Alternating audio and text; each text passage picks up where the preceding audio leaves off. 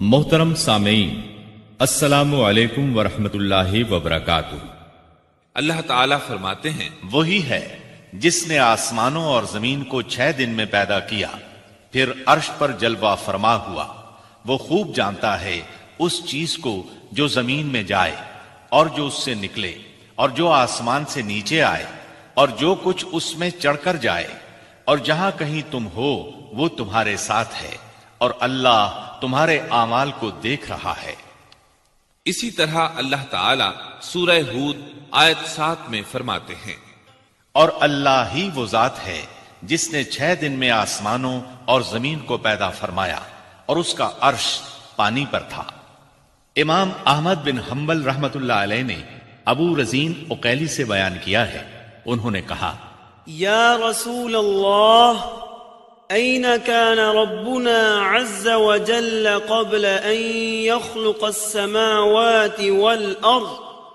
فقال صلى الله عليه وسلم، كان في عماء ما فوقه هواء وما تحته هواء ثم خلق عرشه على الماء۔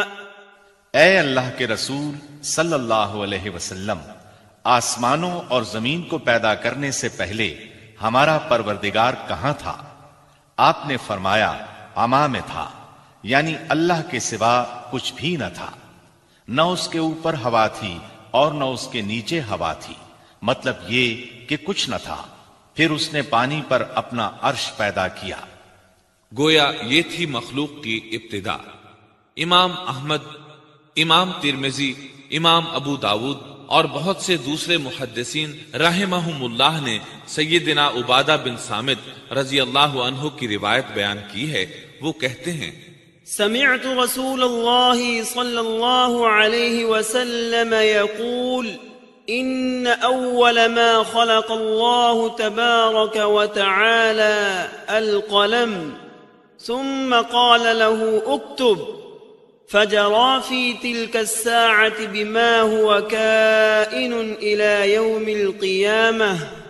میں نے رسول اکرم صلی اللہ علیہ وسلم کو فرماتے ہوئے سنا، آپ فرما رہے تھے، بلا شبہ اللہ نے سب سے پہلے قلم کو پیدا کیا، پھر اللہ نے اس کو حکم دیا، لکھ، چنانچہ وہ اسی وقت چل پڑا اور قیامت کے دن تک ہونے والی ہر چیز لکھ دی۔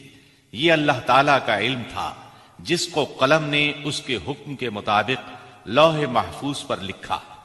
امام مسلم رحمت اللہ علیہ نے سیدنا عبداللہ بن عمرو بن عاص رضی اللہ عنہما کی روایت بیان کی ہے۔ اس میں سب سے پہلی چیز کے بارے میں وضاحت کی ہے، اور جمہور فقہا کی رائے بھی یہی ہے۔ عبداللہ بن عمرو رضی اللہ عنہما بیان کرتے ہیں، سمعت رسول اللہ صلی اللہ علیہ وسلم يقول كتب الله مقادير الخلائق قبل أن يخلق السماوات والأرض ب50,000 سنة قال وعرشه على الماء۔ میں نے سنا آپ فرما رہے تھے، اللہ تعالیٰ نے آسمان و زمین کی پیدائش سے 50,000 سال پہلے تمام مخلوقات کی تقدیریں لکھ دیں، اور اس وقت اس کا عرش پانی پر تھا۔ اس حدیث مبارک سے واضح ہو گیا کہ سب سے پہلے پانی اور پھر پانی پر عرش پیدا کیا گیا، پھر قلم کی پیدائش ہوئی، اس نے تقدیر تحریر کی، پھر آسمان اور زمین کی تخلیق ہوئی۔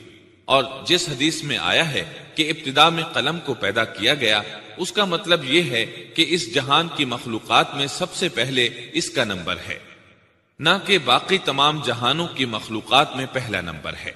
اور اس کا تذکرہ بخاری شریف کی اس حدیث میں ہے، قال اہل الیمن لرسول اللہ صلی اللہ علیہ وسلم جئناک لنتفقہ فی الدین ولیسألک عن اول هذا الامر ما كان قال كان اللہ ولم يكن شيء قبله وكان عرشه على الماء وكتب في الذکر كل شيء وخلق السماوات والارض۔ یمن سے آئے ہوئے ایک وفد نے رسول اللہ صلی اللہ علیہ وسلم سے کہا، ہم آپ کے پاس دین کی سمجھ اور ابتدائی خلق کے بارے میں پوچھنے کے لیے آئے ہیں، یہ کہ سب سے پہلے کیا چیز تھی؟ آپ نے فرمایا اللہ تھا، اس سے پہلے کوئی چیز نہ تھی، اس کا عرش پانی پر تھا، پھر اس نے لوح محفوظ پر ہر چیز لکھ دی اور آسمان اور زمین کو پیدا کیا، یعنی ابتدا میں پانی پر عرش کی تخلیق ہوئی، پھر قلم کی پیدائش ہوئی، اس نے سب کچھ لکھ دیا۔ علماء کرام کا بیان ہے قلم کے فوراً بعد لوح محفوظ کو پیدا کیا گیا، چنانچہ قلم نے لوح محفوظ میں ہر چیز لکھ دی۔ اس کے بعد کائنات کی باقی مخلوقات اور آسمان و زمین کی پیدائش معرض وجود میں آتی گئی۔ اشیاء کی پیدائش والی ترتیب میں علماء کرام کے کئی اقوال ہیں، اور ہم نے آپ کے سامنے جمہور علماء اور فقہا کی پسندیدہ اور راجح ترتیب پیش کی ہے۔ آسمان اور زمین کی مخلوقات کی ترتیب کیا ہے، اس بارے میں امام مسلم رحمت اللہ علیہ نے سیدنا ابو ہریرہ رضی اللہ عنہ کی روایت پیش کی ہے۔ وہ کہتے ہیں أخذ رسول الله صلى الله عليه وسلم بيدي فقال خلق الله عز وجل التربة يوم السبت وخلق فيها الجبال يوم الأحد وخلق الشجر يوم الاثنين وخلق المكروه يوم الثلاثاء وخلق النور يوم الأربعاء وبث فيها الدواب يوم الخميس وخلق آدم عليه السلام بعد العصر من يوم الجمعة في آخر الخلق في آخر ساعة من ساعات الجمعة فيما بين العصر إلى الليل۔ نبی اکرم صلی اللہ علیہ وسلم نے میرا ہاتھ پکڑا اور فرمایا، اللہ تعالیٰ نے ہفتے کے دن مٹی کو پیدا کیا، اتوار کے دن زمین میں پہاڑ، پیر کے دن درخت، منگل کے دن تکالیف، مصائب، جراثیم اور بیماریاں، بدھ کے دن نور کو، جمعرات کے دن زمین میں چوپایوں کو پھیلا دیا، اور تمام مخلوقات میں جمعے کے دن کی آخری گھڑیوں یعنی عصر سے رات کے درمیان میں آدم علیہ السلام کو پیدا کیا۔ مطلب یہ کہ ابتدائے آفرینش میں جن مخلوقات کی تخلیق ہوئی ان میں سے آخری مخلوق انسان تھا۔ اس حدیث میں مختلف حالات کو نہایت وضاحت سے بیان کیا گیا ہے۔ اس سے بخوبی پتہ چل گیا کہ ابتدائی مخلوقات کی ترتیب کیا تھی۔ ان میں سے آخری نمبر آدم علیہ السلام کا تھا، جبکہ آدم علیہ السلام نسل انسانی میں سب سے پہلے اور تمام انسانوں کے باپ ہیں۔ انسانوں سے پہلے فرشتے اور جن پیدا ہو چکے تھے۔ صاحب عقل مخلوقات میں سب سے پہلا نمبر فرشتوں کا، دوسرا نمبر جنوں کا اور آخری نمبر انسانوں کا ہے۔ فرشتوں کا اصل ٹھکانہ آسمان ہے۔ اللہ تعالیٰ سورۃ الشورى آیت 5 میں فرماتے ہیں، تكاد السماوات يتفطرن من فوقهن والملائكة يسبحون بحمد ربهم ويستغفرون لمن في الأرض ألا إن الله هو الغفور الرحيم۔ قریب ہے کہ آسمان اپنے اوپر سے پھٹ پڑے اور تمام فرشتے اپنے رب کی تسبیح اور تحمید بیان کر رہے ہیں اور زمین والوں کے لیے استغفار کر رہے ہیں۔ خبردار، اللہ تعالی معاف کرنے والا، رحمت کرنے والا ہے۔ مسلم شریف میں ہے، سیدہ عائشہ صدیقہ رضی اللہ عنہا سے روایت ہے کہ نبی اکرم صلی اللہ علیہ وسلم نے فرمایا، خلقت الملائكة من نور وخلق الجان من نار وخلق آدم مما وصف لكم۔ فرشتوں کو نور سے اور جنوں کو آگ سے پیدا کیا گیا اور آدم کو اس چیز سے پیدا کیا گیا جو تمہارے لیے بیان کر دی گئی، یعنی مٹی سے۔ فرشتوں کی تخلیق کے بعد جنوں کو پیدا کیا گیا۔ جنوں کو بھی انسانوں سے پہلے پیدا کیا گیا تھا۔ جیسا کہ اللہ تعالیٰ سورۃ الحجر آیت 27 میں فرماتے ہیں، وَالْجَانَّ خَلَقْنَاهُ مِن قَبْلُ مِن نَّارِ السَّمُومِ، اور اس سے پہلے جنات کو ہم نے لو والی آگ سے پیدا کیا۔ جنات کے بارے میں بہت زیادہ آیات و احادیث موجود ہیں۔ اللہ تعالیٰ فرماتے ہیں، خَلَقَ الْجَانَّ مِن مَّارِجٍ مِّن نَّارٍ، اور جنات کو آگ کے شعلے سے پیدا کیا گیا۔ مارج آگ کے بھڑکتے شعلے کے کنارے کو کہتے ہیں، گویا جنوں کو آگ کی جڑ سے نہیں بلکہ آگ کے شعلوں کے کنارے سے پیدا کیا گیا ہے۔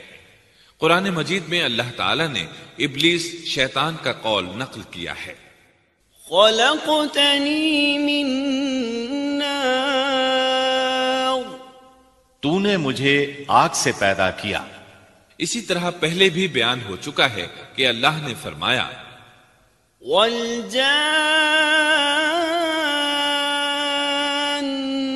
خَلَقْنَاهُ مِن قَبْلُ مِن نَّارِ السَّمُومِ،